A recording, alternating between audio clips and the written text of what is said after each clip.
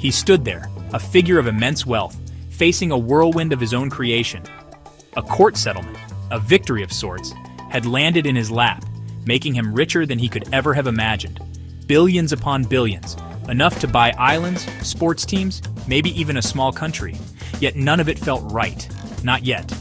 He looked out at the sea of faces, some curious, some envious, some downright furious.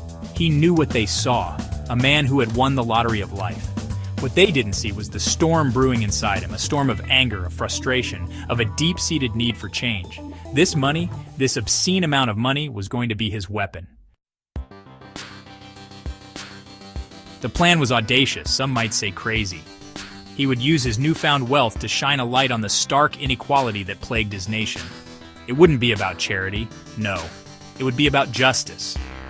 He would use his billions to amplify the voices of the unheard, to expose the systems that kept people trapped in cycles of poverty and despair.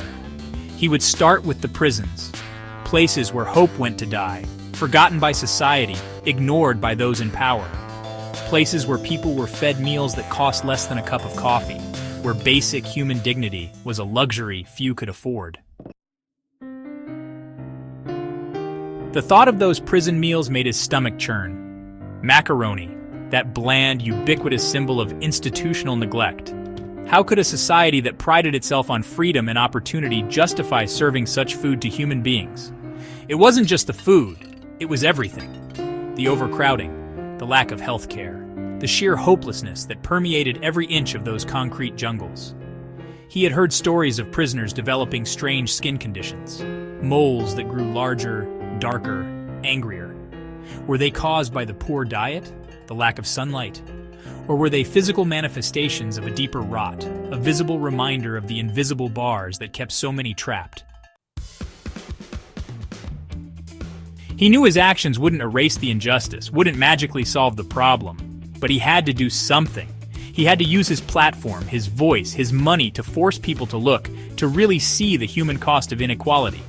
So he stood there, on the steps of the courthouse, and made a promise to fight, to push, to never let people forget. He waved, not to the cameras, not to the reporters, but to the half of America that struggled, that knew the sting of poverty, the gnawing fear of being forgotten. He waved to them, and in his heart, he whispered a name, Matilda, a name that represented the countless individuals who deserved better, who deserved a chance at a life free from macaroni and moles, a life filled with dignity and hope. His journey was just beginning.